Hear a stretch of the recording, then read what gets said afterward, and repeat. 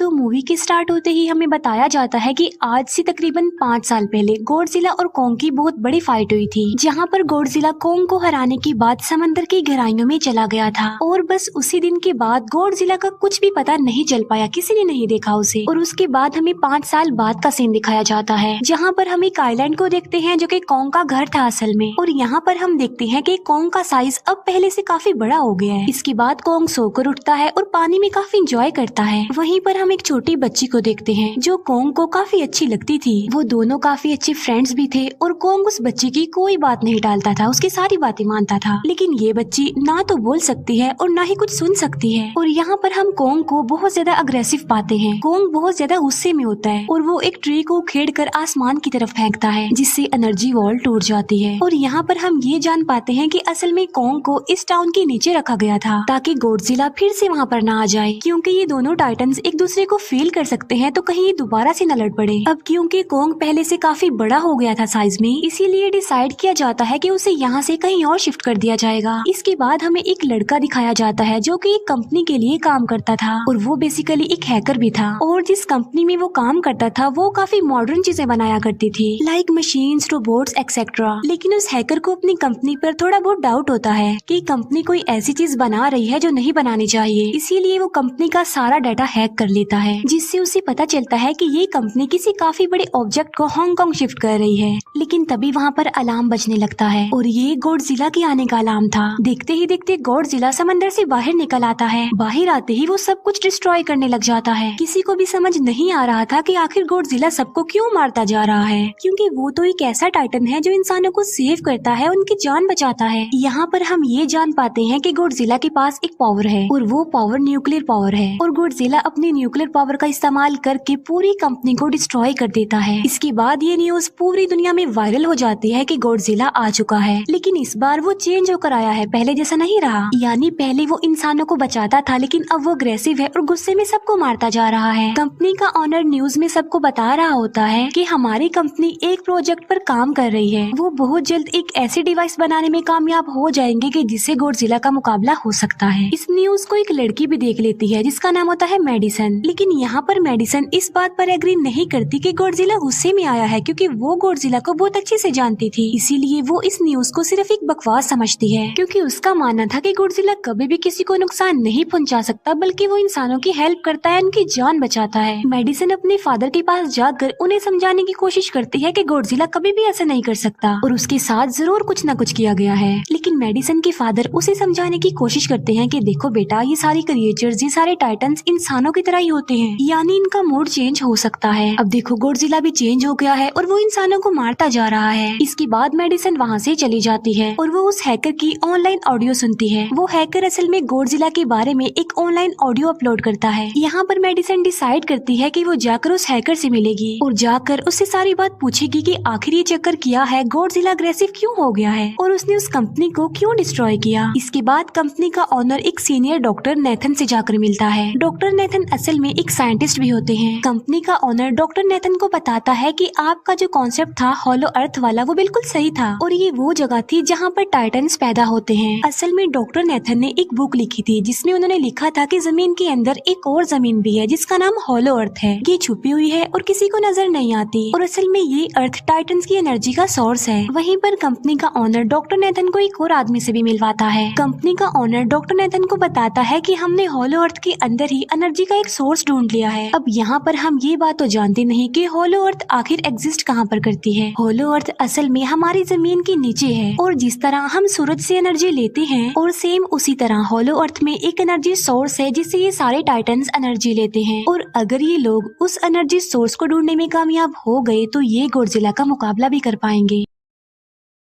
Doctor Nathan उनसे पूछता है कि आखिर हम उस हॉलो अर्थ तक जाएंगे कैसे, क्योंकि अब से कुछ साल पहले मेरे भाई ने भी वहाँ पर जाने की कोशिश की थी लेकिन वो नहीं जा पाया और मर गया। यहाँ पर हम ये बात भी जान पाते हैं कि हॉलो अर्थ में ग्रेविटी नहीं होती, इसीलिए वहाँ पर हर चीज हवा में उड़ने लगती है। जिस पर कंपनी का ऑनर डॉक्टर नेथन को कहता है कि आपको इस बारे में फिक्र करने की कोई जरूरत नहीं है, क्योंकि हमारी कंपनी ने एक एंटी ग्रेविटी कार बनाई है जिसकी मदद से हम वहाँ यानी हॉलो अर्थ पर जाएंगे। कंपनी का ऑनर ये भी बताता है कि हर टाइटन टाइटन्स में एक एबिलिटी होती है जिसकी मदद से हर टाइटन अपने घर को ढूंढ सकता है, इसीलिए हमें एक कॉन्ग की हेल्प लेनी चाहिए। इसके बाद डॉक्टर नेथन अपनी एक फ्रेंड जो कि डॉक्टर भी थी उससे मिलते हैं और ये फीमेल डॉक्टर कॉन्ग की देखभाल भी करती थी। डॉक्टर नेथन उस फीमेल डॉक्टर को समझाने की कोशिश करते हैं कि हमें कॉन्ग को उसके घर पर भेजना चाहिए और उसका घर होलो अर्थ है क्योंकि हम उसे ज्यादा टाइम के लिए यहाँ पर नहीं रख सकते और अगर वो यहाँ से बाहर निकला भी तो गॉडजिला उस पर अटैक कर देगा, इसीलिए कॉन्ग सिर्फ होलो अर्थ में ही सेफ रह सकता है। अब थोड़ी बहस के बाद फाइनली वो फीमेल डॉक्टर भी इस बात के लिए एग्री हो जाती है क्योंकि इसके अलावा उनके पास और कोई ऑप्शन जो नहीं था। फिर ये लोग अपनी पूरी आर्मी के साथ कॉन्ग को होलो अर्थ की तरफ ले जाने लगते हैं। कॉन्ग को ये लोग चेन से बांध कर ले जा रहे थे। कॉन्ग की फ्रेंड यानी वो छोटी बच्ची कॉन्ग से इशारों में बातें करती है। बच्ची बताती है कि कॉन्ग को गुस्सा आ रहा है क्योंकि उसे जंजीरों से बांधा हुआ है। आर्मी का लीडर उस फीमेल डॉक्टर को कहता है कि हम गॉडजिला के रास्ते से नहीं गुजरेंगे और हम किसी दूसरे रास्ते से ही जाएंगे ताकि गॉडजिला को पता न चल पाए, जिस पर वो फीमेल डॉक्टर कहती है कि जी हाँ बिल्कुल हमें ऐसा ही करना चाहिए क्योंकि गॉडजिला और कॉन्ग की काफी पुरानी दुश्मनी है क्योंकि वो दोनों ही खुद को मॉन्स्टर्स का किंग समझते हैं और अगर वो दोनों एक दूसरे के सामने आ जाते हैं तो तबाही मचा देंगे। फिर हम मेडिसन को देखते हैं जो कि अपनी फ्रेंड को लेकर उस हैकर से मिलने जाती है। यहाँ पर वो हैकर उन लोगों को बताता है कि असल में कंपनी एक काफी बड़ी चीज बना रही है और उस चीज को बनाकर हांगकांग शिफ्ट कर दिया जाएगा, लेकिन गॉडजिला को ये बात पसंद नहीं आई, इसीलिए उसने उस कंपनी पर अटैक करके उसे डिस्ट्रॉय कर दिया। फिर हम देखते हैं कि कॉन्ग वाली शिप में अलार्म बजने लगा है। वो बच्ची फीमेल डॉक्टर को बता रही होती है कि गॉडजिला आ रहा है। डॉक्टर नेथन कहता है कि अब क्योंकि गॉडजिला बाहर आ रहा है तो हमें कॉन्ग को भी आजाद कर देना चाहिए, यानी उसकी चेन्स खोल देनी चाहिए ताकि वो गॉडजिला का मुकाबला करके हम सबको बचा ले। और अब फाइनली गॉडजिला बाहर आ जाता है जो एक शिप को डिस्ट्रॉय करते हुए आगे बढ़ रहा था उन लोगों की तरफ। जब कॉन्ग को पता चलता है कि गॉडजिला आ रहा है तो वो जोर से चिल्लाने लगता है, लेकिन उसे तो चेन से बांधा गया था। फिर ये लोग गॉडजिला पर रॉकेट और मिसाइल से अटैक करते हैं जिसका गॉडजिला पर जरा भी असर नहीं होता। जो उन लोगों के प्लेन्स होते हैं गॉडजिला उन्हें भी डिस्ट्रॉय कर देता है और अब गॉडजिला कॉन्ग वाली शिप की तरफ बढ़ रहा था। गॉडजिला उन लोगों की सारी शिप्स को डिस्ट्रॉय कर देता है और यहाँ पर गॉडजिला उनके शिप को पलट देता है जिससे कॉन्ग और बाकी लोग समंदर में डूबने लगते हैं। फिर वो लोग कॉन्ग की चेन्स को खोल देते हैं ताकि कॉन्ग गॉडजिला का मुकाबला करके उन सबको बचाए। फिर गॉडजिला और कॉन्ग की ग्रेट वॉर होती है जिससे कॉन्ग गॉडजिला को समंदर में काफी नीचे फेंक देता है। फिर वो पलटी हुई शिप को सीधा करता है ताकि सब लोगों की जान बच सके, लेकिन गॉडजिला एक बार फिर से उठता है और वो उस शिप की तरफ जा रहा था जिसमें वो बच्ची थी और यहाँ पर कॉन्ग एक शिप से दूसरे शिप पर जंप करके फाइनली उस शिप तक पहुँच जाता है जहाँ पर गॉडजिला आ रहा था। यहाँ पर कॉन्ग गॉडजिला को एक जोरदार पंच मारता है। फाइट बैक करते हुए गॉडजिला भी कॉन्ग को मारता है जिससे कॉन्ग नीचे गिर जाता है। कॉन्ग एक बार उठकर फिर से गॉडजिला को मारता है और गॉडजिला जाकर समंदर में गिरता है। इस बात से गॉडजिला को काफी गुस्सा आ जाता है और यहाँ पर वो अपनी पावर यानी न्यूक्लियर पावर का इस्तेमाल करता है। ये देखकर कॉन्ग जल्दी से अपनी जान बचाने के लिए पानी में कूद जाता है। गॉडजिला की जो न्यूक्लियर पावर की लाइट होती है वो हर जगह फैल जाती है। सब लोग उसे देखकर काफी हैरान रह जाते हैं और यहाँ पर हमें अंदाजा हो जाता है कि गॉडजिला कितना ज्यादा पावरफुल है। फिर समंदर के अंदर ही उन दोनों के बीच फाइट होने लगती है। गॉडजिला तो पानी में सांस ले सकता था, लेकिन कॉन्ग जो कि इंसानों की तरह था वो पानी में सांस नहीं ले सकता था, इसीलिए कॉन्ग हारता हुआ नजर आ रहा था।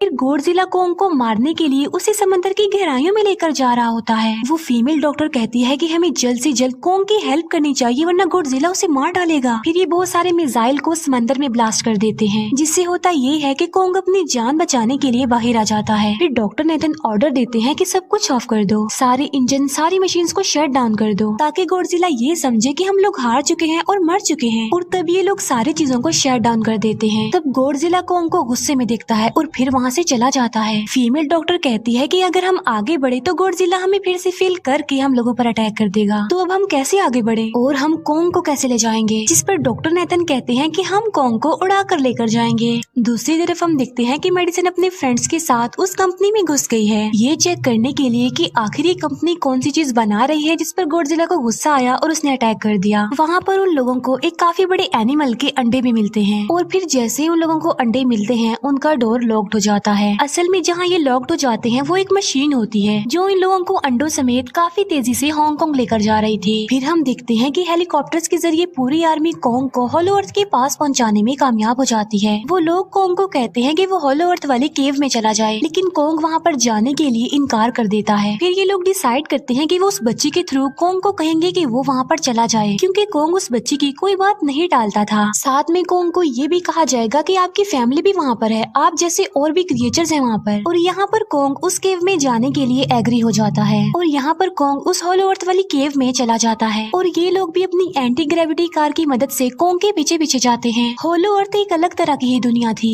अब क्योंकि उन लोगों के पास एंटी ग्रेविटी कार्स थी, इसीलिए उनकी जान बच जाती है। और होलो अर्थ में अलग अलग तरह के मॉन्स्टर्स भी थे और तभी एक फ्लाइंग मॉन्स्टर उनकी एंटी ग्रेविटी कार पर अटैक कर देता है। वो मॉन्स्टर उस बच्ची पर भी अटैक करने वाला होता है, लेकिन कोंग उस मॉन्स्टर को पकड़ लेता है और उसे मार